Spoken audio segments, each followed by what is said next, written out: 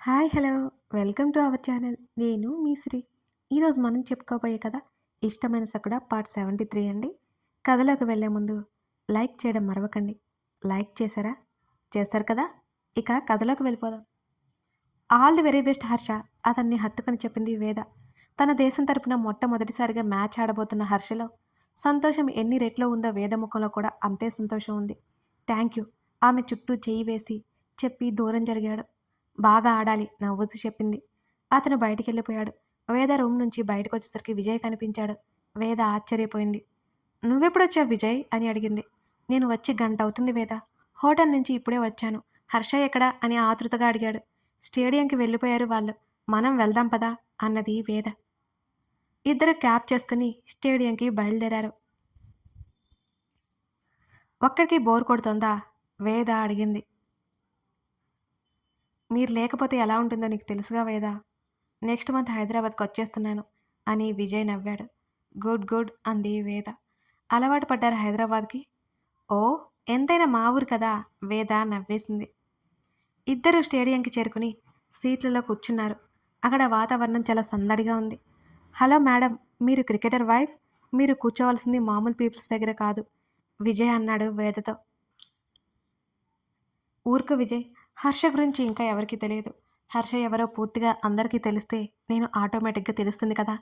అప్పటి వరకు ఇక్కడ ఉండడంలో తప్పులేదులే అంది వేద. మొదటి వేరే కంట్రీ వాళ్ళ బ్యాటింగ్ స్టార్ట్ అయింది. హర్ష ఫీల్డింగ్ చేస్తున్నాడు కూడా. మ్యాచ్ చాలా ఇంట్రెస్టింగ్గా ఉంది. వాళ్ళు చాలా స్కోర్ చేశారు. విజయ్ ఇద్దరి కోసం తినడానికి తాగడానికి తీసుకున్నాడు. మరో పావుగంట తర్వాత మళ్ళీ మ్యాచ్ స్టార్ట్ అయిపోయింది. మనోడు ఎప్పుడు బ్యాటింగ్కి దిగుతాడు విజయ్ అడిగాడు లాస్ట్లో. అప్పటికి ఛాన్స్ ఉంటుందో లేదో, కొత్త ప్లేయర్ కదా భుజాలు కదిలించింది వేద. నేను చాలా మ్యాచ్ల్లో చూశాను వేద. హర్ష ఓపెనర్గానే కాదు ఫినిషర్గా కూడా బ్యాటింగ్ బ్యాలెన్స్ చేస్తాడు అని అన్నాడు విజయ్. ఛాన్స్ వస్తే బాగుండు విజయ్, ఇది హర్ష డ్రీమ్ వేద దిగులుగా చెప్పింది. గగన్ ధరణి ఇద్దరు కారులో బయలుదేరారు. ఇదేంటి, హాస్పిటల్ కదా వెళ్లాల్సింది, ఇటు వెళ్తున్నావేంటి అని అడిగింది ధరణి. గగన్ వాళ్ళ ఫామ్ హౌస్ ఉంది, అది వేరే రూట్. ఇప్పుడు ఎక్కడికి తీసుకెళ్తున్నాడు? వెయిట్ చేయి, వెళ్తున్నాం కదా అని అన్నాడు. ఎటేటో తీసుకెళ్తున్నాడు బుద్ధిగా తలాడించింది ధరణి. ఒక ఇంటి ముందు కారు ఆపాడు గగన్. ధరణి అయోమయంగా చూస్తూ కారు దిగింది. ఇద్దరూ లోపలికి నడిచారు. సెక్యూరిటీ ఎందుకు ఉంది అర్థం కాలేదు ధరణికి. ఆ ఇంటిని చూస్తోంది. వాళ్ళు గగన్కి సెల్యూట్ చేయడం లోపలికి వెళ్ళడం జరిగాయి. గగన్ ఎవరికో కాల్ చేస్తూ ధరణితో పాటు మెట్లెక్కి పైకి నడిచాడు అతను. ఎందుకో ఆమెకి భయం పట్టుకుంది. యాక్సిడెంట్ అంటే ఎలాంటి యాక్సిడెంట్? ఆమె గుండె అదిరింది ఆ మాట అనుకోగానే. ఒక గది తలుపు తెరిచాడు. కీచుమని శబ్దం చేస్తూ తెరుచుకుంది ఆ గది. ఆ గది మధ్యలో మంచం మీద ఉన్న వ్యక్తి అమృత అని గుర్తుపట్టడానికి ధరణికి నిమిషం పైనే పట్టింది. ముఖమంతా కట్లతో ఆక్సిజన్ మాస్కుతో ఉన్న ఆమెను చూడగానే ఒక్కసారిగా శరీరం వణికింది గగన్. చేతిని గట్టిగా పట్టుకుంది ధరణి. అక్కడే ఉన్న నర్స్ గగన్ని చూసి పైకి లేచింది. ఇంప్రూవ్మెంట్ ఉందా గగన్ ఆమెని అడిగాడు. ఉంది సార్, త్వరలోనే స్పృహలోకి రావచ్చు అని చెప్పి ఆమె బయటికి నడిచింది అక్కడి నుంచి. అమ్ము, అమ్మునా అక్కడ ఉంది ధరణి వణుకుతున్న గొంతుతో అతన్ని అడిగింది. ఒక్కో అడుగు బెడ్ దగ్గరికి వేసింది ధరణి. పాలిపోయిన అమృత చేతి మీద నరాలు కనబడుతుంటే అమ్ము అంటూ ధరణి పిలుస్తూ ఏడ్చేసింది అమృతని. గగన్ కదిలించలేదు ఆమెని, ఏడవనిచ్చాడు. అమృత ఇలాంటి పరిస్థితుల్లో ఉంటుందని ఆమె ఊహించలేదు అసలు. అమ్ము అమ్ము ఆమె పిలుస్తూనే ఉంది. తలుపు తెరుచుకున్న చప్పుడు వినిపించగానే ఇద్దరూ తల్ల తిప్పి చూశారు. వచ్చిన వ్యక్తి ఎవరో అర్థం కానట్టు కళ్ళు తుడుచుకొని సరిగ్గా లేచి నిలబడింది ధరణి.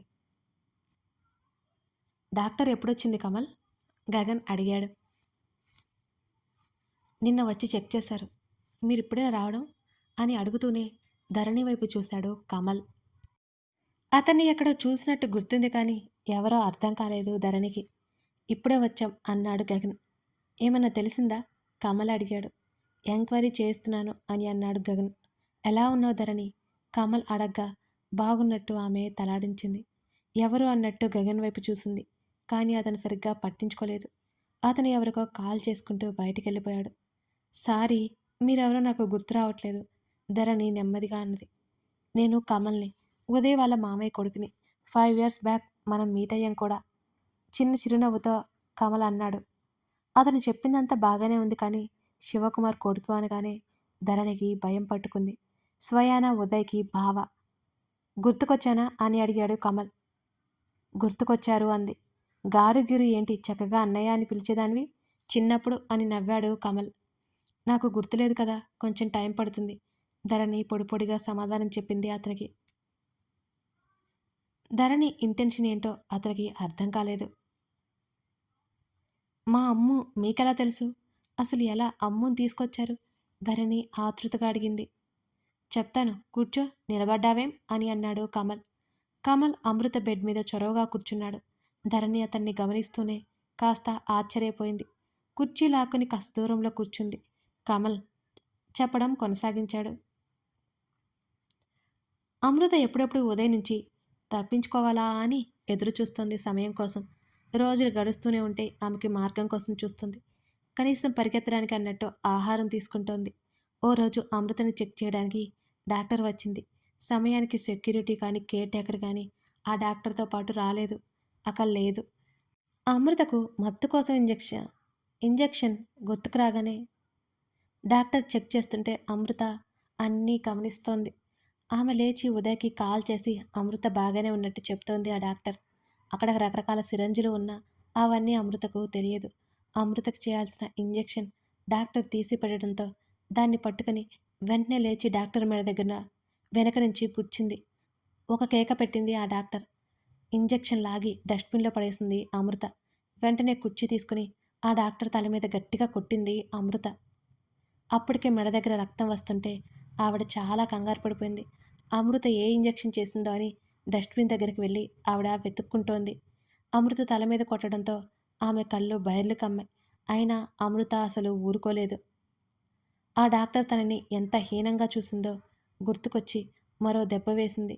దెబ్బకి స్పృహ తప్పి పడిపోయింది ఆ డాక్టర్. వెంటనే ఆ డాక్టర్ కోట్ తను వేసుకుంది. ముఖానికి మాస్క్ తగిలించుకుంది అమృత. ఆ డాక్టర్ చున్నీతోనే ఆమె చేతులు కట్టేసింది. కర్చీఫ్ ఆమె నోట్లో కొక్కేసింది. ముడిపెట్టిన జుట్టుని విరపోసుకుని అదురుతున్న గుండెను అరచేత పట్టుకుని కంగారు వస్తుంటే చాలా జాగ్రత్తగా గదిలో నుంచి బయటకు వచ్చింది అమృత. తనకి ఇంత ధైర్యం ఎలా వచ్చిందో అమృతకు కూడా అర్థం కావడం లేదు. డాక్టర్ ఫోన్ చేతిలోనే పట్టుకుని తల పక్కకు తిప్పుతున్నట్టు యాక్ట్ చేసింది అమృత. మధ్యలో ఇద్దరు ముగ్గురు రౌడీలు కనిపించినా వాళ్ళు డాక్టర్ అనుకుని పెద్దగా అమృతని పట్టించుకోలేదు. అమృత లిఫ్ట్లోకి కిందకు వచ్చేస్తుండగా లిఫ్ట్ సెకండ్ ఫ్లోర్లో ఓపెన్ అయింది. వర్కర్ లిఫ్ట్లోకి రావడంతో తప్పక బయటకు వచ్చింది అమృత. లేకపోతే ఆమె అలాగే కిందకెళ్ళిపోయేది. ఏమాత్రం ఫోన్ తీయకుండా అలాగే బయటకు నడిచింది అమృత. రేయ్, అది డాక్టర్ కాదు, అమృత తప్పించుకుంటోంది. పై ఫ్లోర్ నుంచి రౌడీ అరుపులు వినిపించాయి అమృతకి. ఒక క్షణం ఆగకుండా పరుగు అందుకుంది అమృత. వెంటనే ఆ ఫ్లోర్లో ఉన్న అతను అమృతని చేజిక్కించుకుంటుండగా పరిగెత్తబోయి కాలు జారి అనుకోకుండా మెట్లపై నుంచి కింద ఫ్లోర్లో పడింది అమృత. ఒక్కసారి భయంతో అమృత వెర్రికేక పెట్టింది. ఆమె తల నేలకి కొట్టుకుని ఆ మేర రక్తం వ్యాపించింది. అమృత కళ్ళు మూసుకుపోయాయి. నొప్పితో ఆమె తల అంతా బరువుగా ఉంది. అదే తనకి చివరి రోజని అనిపించింది. అమృత పూర్తిగా స్పృహ కోల్పోయింది. ఒక్కసారిగా 10 మంది రౌడీలు ఆమె చుట్టుముట్టారు. వాళ్ళకేమి చేయాలో తోచలేదు. అమృతకి ఎటువంటి హాని జరగకూడదని ఉదయ్ మరీ చెప్పాడు. ఉదయ్‌కి కాల్ చేశాడు.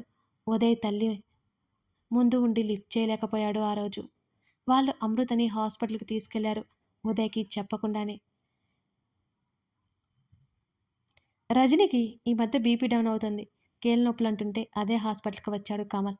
రజనికి ట్రీట్మెంట్ చేయించి బయటకి తీసుకొస్తుండగా స్ట్రెచ్చర్ మీద అతనికి అమృతలా ఎవరో కనిపించింది. డ్రైవర్‌తో చెప్పి రజనిని ఇంటికి పంపించాడు. వెంటనే అతను అమృత కోసం వెతుక్కుంటూ వెళ్ళగా ఎక్కడా కనిపించలేదు. అంతకుముందే వచ్చిన పేషెంట్ గురించి రిసెప్షన్‌లో అడిగితే ఎమర్జెన్సీ వార్డుకి తీసుకెళ్లారని రిసెప్షనిస్టు చెప్పడంతో అదెక్కడో కనుక్కొని వెళ్ళాడు కమల్. అసలిక్కడ ఎక్కడా లేని వాళ్ళు అలా అన్ని ఫ్లోర్లు వెతుక్కుంటూ టాప్ ఫ్లోర్కి వెళ్ళాడు కమల్. తీరా అక్కడికి వెళ్ళేసరికి వాళ్ళు డాక్టర్ని బెదిరిస్తూ కనిపించారు. అతడు వెంటనే వాళ్ళకి కనిపించకుండా పక్కకు తప్పుకున్నాడు కమల్. ఒక క్షణం ఆలస్యం చేయకుండా గగన్కి కాల్ చేశాడు. ధరణి ఫ్రెండ్ అమృత అని కమల్కి తెలుసు.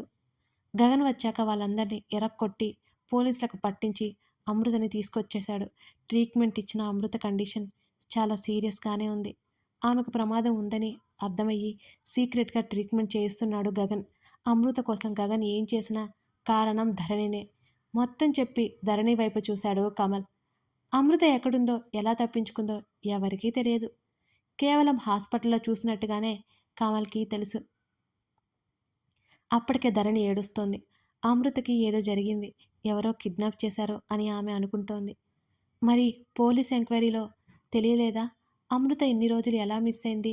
తన సందేహం బయటపెట్టింది ధరణి. లేదు, మేము జైల్లో వేసిన మరుసటి రోజు వాళ్ళు లేరు. యాక్సిడెంట్ జరిగితే హాస్పిటల్కి తీసుకొచ్చారని కేసు కొట్టేశారు. అంతేకాదు, వాళ్ళు బయట కనిపించలేదు. గగన్ ఆ పని మీద హడావుడిగా ఉన్నాడు అని అన్నాడు కమల్. ధరణికి అన్నీ గుర్తొచ్చాయి. తను కాల్స్ చేస్తుంటే గగన్ లిఫ్ట్ చేయకపోవడం, ఎప్పుడో రాత్రికి చేయడం, తన దగ్గరికి వచ్చినప్పుడు ఏదో ఆలోచించడం, అన్నీ గుర్తుకొచ్చాయి ఆమెకి. తన కోసం ఎంత చేస్తున్నాడు, తనే అతన్ని సరిగ్గా అర్థం చేసుకోలేదు, తన్ని పట్టించుకోవట్లేదని ఎన్నిసార్లు అనుకుంది ధరణి. ఇప్పుడు అమ్ముకి ఏమైంది అని అడిగింది. తన స్పృహలో లేదు. లిటరల్లీ చెప్పాలంటే కోమా స్టేజ్లో ఉంది. తనని బాగా ఇబ్బంది పెట్టారు. కొట్టినట్టు తన బాడీ మీద దెబ్బలు కూడా ఉన్నాయి అని అన్నాడు కమల్. ధరణి భయంగా నోటి మీద చేయి పెట్టుకుంది. ఇంత జరిగిందంటే ఆమె భరించలేనట్టుగా చూసింది. అసలు అమ్ముకి శత్రువులు ఎవరున్నారు? ఆమె తల పట్టుకుంది ఆలోచిస్తూనే. ఆమె మరోసారి కళ్ళు తుడుచుకుంది. మరి మీకు మా అమ్ము ఎలా తెలుసు? ధరణి కాసేపటికి అడిగింది కమల్ని. తనతో నాకు పరిచయం ఉంది అని అన్నాడు కమల్. ధరణి ఇంకేం మాట్లాడలేదు. అమృతని ఒకసారి చూసింది. బొద్దుగా అందంగా ఉండే అమృత చిక్కి శల్యమైంది. ఆమె అమృత చేతిని మెల్లిగా తాకింది.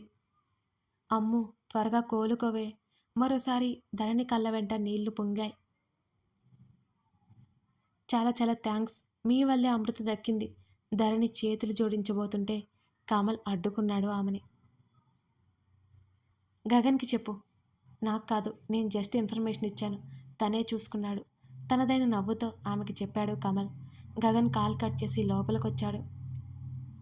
నేను ఆఫీస్ నుంచి ఇంటికి వెళ్తూ ఇటు వచ్చాను. ఇక నేను బయలుదేరుతాను గగన్ అంటూ పైకి లేచాడు కమల్. సరే అన్నట్టు చూడగా కమల్ అక్కడి నుంచి వెళ్ళిపోయాడు. ధరణికి బాగా ఏడుపు వస్తుంటే గగన్ దగ్గరికి వచ్చి ఆమె హత్తుకుంది.